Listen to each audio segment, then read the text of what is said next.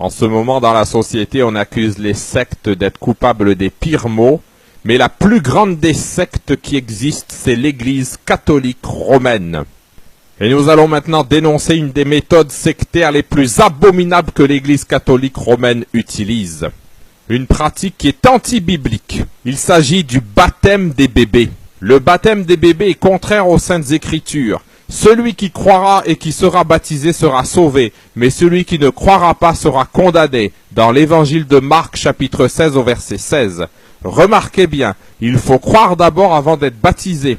Il est écrit aussi dans le livre des Actes, chapitre 8, versets 36 et 37, « Comme ils continuaient leur chemin, ils rencontrèrent de l'eau, et l'eunuque dit, « Voici de l'eau, qu'est-ce qui empêche que je sois baptisé ?» Philippe lui dit, « Si tu crois de tout ton cœur, cela est possible. » L'eunuque répondit, « Je crois que Jésus-Christ est le Fils de Dieu. » Il est également écrit dans le même livre, Actes chapitre 2, verset 38, Pierre leur dit, « Repentez-vous et que chacun de vous soit baptisé au nom de Jésus-Christ. Pour le pardon de vos péchés, vous recevrez le don du Saint-Esprit. » La Bible est donc très claire. Il faut croire avant d'être baptisé. Et il est évident que des bébés ne peuvent ni croire ni se repentir. Et par conséquent, selon la Bible, ne peuvent être baptisés. Mais en plus, le baptême des bébés, c'est une méthode sectaire qui viole la liberté de choix. Car les bébés n'ont pas fait le choix forcément d'être catholiques. Et parfois, dans leur vie future, ils rejettent totalement cela. Alors, il est temps de dénoncer cette secte abominable qu'est l'Église catholique romaine. D'autant que l'Église catholique romaine considère que tous ceux qui ont été baptisés catholiques restent catholiques à vie. Nous lisons dans le droit canon romain de 1983, publié par Jean-Paul II, livre 6 au canon 1311, l'Église a le droit inné et propre de contraindre par des sanctions pénales les fidèles délinquants. Alors non à cette Église catholique romaine qui viole la liberté de conscience en baptisant les bébés alors qu'ils n'ont pas la capacité de choisir. Non à cette abominable secte dirigée par le diable. Non à cette soi-disant église remplie de prêtres pédophiles que la hiérarchie catholique protège en les mutant dans d'autres endroits pour qu'ils continuent leurs méfaits abominables. Non à cette église catholique romaine qui pendant des siècles a mis à mort tous ceux qui ne voulaient pas croire en sa foi. Les croisades contre les albigeois, contre les vaudois, contre les protestants, le sang de millions d'hérétiques innocents qui ont été injustement mis à mort de façon cruelle par cette église despotique et abominable, crie contre elle. Non à cette église catholique romaine impie et abominable qui a perverti la parole biblique et qui ne respecte pas la loi de Dieu. En effet, la véritable version de la loi de Dieu, nous pouvons la lire dans la Bible, dans le livre d'Exode au chapitre 20. Et qu'est-ce qu'on y lit? On y lit le second commandement que l'Église catholique romaine a supprimé dans sa version trafiquée des 10 commandements que l'on peut trouver dans ses catéchismes. Ces paroles sont en accusation contre cette fausse Église abominable. Nous lisons. Tu ne te feras point d'image taillée, ni de représentation quelconque des choses qui sont en haut dans les cieux, qui sont en bas sur la terre et qui sont dans les eaux plus bas que la terre. Tu ne te prosterneras point devant elles, et tu ne les serviras point, car moi l'Éternel ton Dieu, je suis un Dieu jaloux qui punit l'iniquité des pères sur les enfants, jusqu'à la 3e et à la 4e génération de ceux qui me haïssent. Alors la Bible nous interdit de faire des idoles pour se prosterner devant, mais les églises catholiques romaines sont remplies d'idoles, d'images taillées, devant lesquelles les fidèles catholiques se prosternent, des statues de la Vierge Marie, des statues des saints, des statues du pape, etc. On le voit, l'Église catholique romaine n'a de chrétienne que le nom. Elle ne respecte pas la Bible. Elle est infidèle à Dieu. Et qu'est-ce qui est écrit dans la Bible pour ceux qui prétendent être avec Dieu mais qui ne respectent pas sa vérité et sa loi? Nous lisons dans le livre de 1 Jean, chapitre 2, versets 3 et 4. « Si nous gardons ses commandements, par là nous savons que nous l'avons connu. Celui qui dit « Je l'ai connu » et qui ne garde pas ses commandements est un menteur, et la vérité n'est point en lui. » Alors l'Église catholique romaine est une fausse église. Le pape est un menteur et la vérité n'est point en lui. Le pape a supprimé le second commandement. La Bible l'avait prédit. Nous lisons dans Daniel chapitre 7 au verset 25. « Il espérera changer les temps et la loi. » Et nous lisons dans le même verset, « Il prononcera des paroles contre le Très-Haut. » Ces paroles contre le Très-Haut, contre Dieu, ce sont toutes ces déclarations blasphématoires des papes. Comme Boniface VIII qui disait que le pape est Dieu lui-même caché sous un voile de chair, alors que ce n'est qu'un pauvre mortel dont le corps fut après sa mort rongé par les vers. Le pape est un imposteur. En effet, le pape, il se fait appeler le très saint Père. Mais qu'est-ce qui est écrit dans la Bible? Nous lisons dans Matthieu, chapitre 23 au verset 9, « N'appelez personne sur la terre votre Père, car un seul est votre Père, celui qui est dans les cieux. » Et nous lisons dans Apocalypse, chapitre 15 au verset 4, « Qui ne craindrait, Seigneur, et ne glorifierait ton nom, car seul tu es saint. » Seul Dieu est notre Père, seul Dieu est saint, pas le pape. Le pape a perverti et contredit sans cesse la Bible. En effet, par exemple, le pape est le chef de l'État du Vatican, mais qu'est-ce qui est écrit dans la Bible? Nous lisons dans Jean chapitre 18 au verset 36, « Mon royaume n'est pas de ce monde, répondit Jésus. Si mon royaume était de ce monde, mes serviteurs auraient combattu pour moi afin que je ne fusse pas livré aux Juifs, mais maintenant mon royaume n'est point ici-bas. » Donc le pape qui se prétend être le vicaire du Christ, eh ben c'est un menteur, car il dit exactement le contraire de ce que Jésus a déclaré sur terre. Et le message catholique est un message d'hypocrite. En effet, par exemple, le célibat des prêtres n'est qu'une soi-disant apparence de sainteté qui cache les pires iniquités. Et ces iniquités, elles éclatent maintenant au grand jour. Ce sont tous ces scandales pédophiles qui, dans de nombreux pays, montrent quelle est la véritable nature de l'Église catholique romaine, l'Église du diable. Le célibat des prêtres est anti-biblique.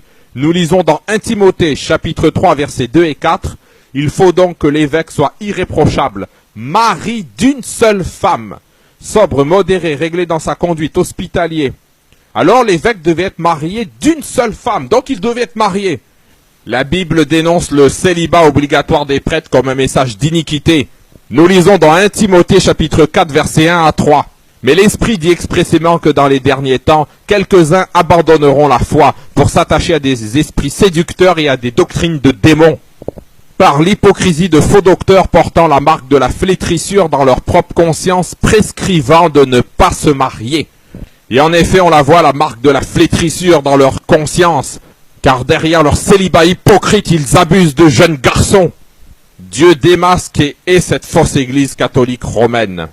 Dans la prophétie biblique de Daniel et de l'Apocalypse, il lui donne des noms catégoriques.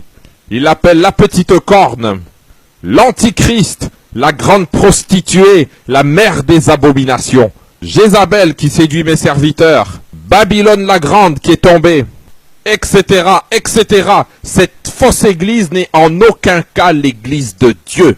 Elle est coupable des pires monstruosités, elle est coupable des croisades, elle est coupable de l'inquisition, elle est coupable de l'esclavage, elle est coupable de l'oppression des Indiens d'Amérique. Pendant des siècles, posséder une Bible était puni de mort par l'église catholique romaine dans toute l'Europe médiévale. Cette église, c'est vraiment l'église du diable, l'église du Dajjal, c'est-à-dire celle de l'Antéchrist. Cette fausse église a tout d'une secte. En effet, elle fait payer toutes ses prestations religieuses en violation de la parole biblique. En effet, il est écrit dans Matthieu chapitre 10 au verset 8, « Vous avez reçu gratuitement, donnez gratuitement. » Un verset qui condamne catégoriquement son commerce impur et odieux de la religion. Et Dieu rejette aussi son arrogance et ses fausses prétentions. Elle a toujours prétendu que le pape et le clergé étaient au-dessus des gens ordinaires du peuple. C'est entièrement faux selon la Bible. En effet, nous lisons dans Matthieu chapitre 23 au verset 8, « Ne vous faites pas appeler rabbi, car un seul est votre maître, et vous êtes tous frères. » Alors nul n'est supérieur à un autre, et le pape, qui prétend être au-dessus de tous et pouvoir juger tout le monde, le pape est un imposteur, qui a trahi la parole de Dieu. C'est un infidèle à la Bible. Et le Seigneur veut que ses vrais enfants quittent l'église catholique romaine, selon ce qui est écrit dans Apocalypse chapitre 18, versets 2 et 4.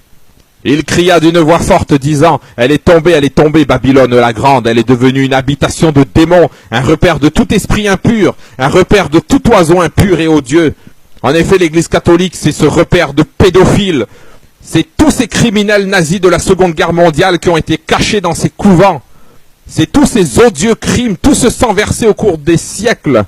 Et que nous dit le Seigneur au verset 4? Il nous dit, « Et j'entendis du ciel une autre voix qui disait, « Sortez du milieu d'elle, mon peuple, afin que vous ne participiez point à ses péchés et que vous n'ayez point de part à ses fléaux. » Amen.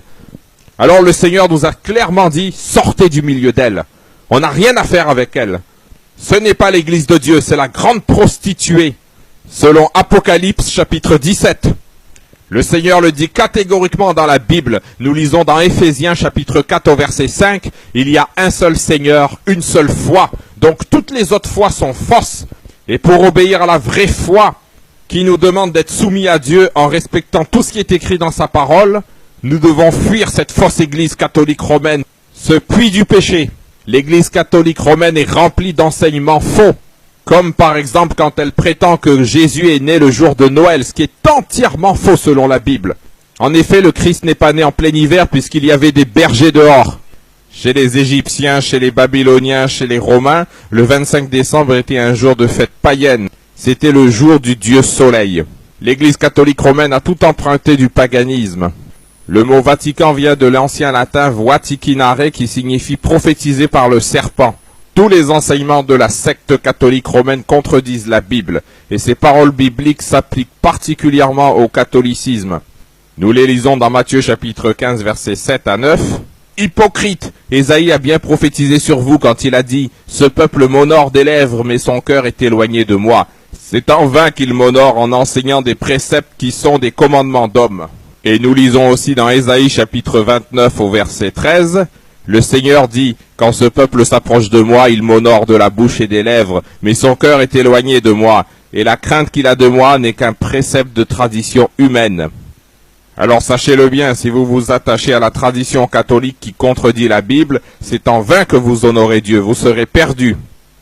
Et il est écrit dans Colossiens chapitre 2 au verset 8, « Prenez garde que personne ne fasse de vous sa proie par la philosophie et par une vaine tromperie, s'appuyant sur la tradition des hommes, sur les rudiments du monde et non sur Christ. » Alors les traditions humaines des pères de l'Église ne servent de rien. Il est écrit dans 1 Corinthiens chapitre 2 au verset 2, « Car je n'ai pas eu la pensée de savoir parmi vous autre chose que Jésus-Christ et Jésus-Christ crucifié. » Amen.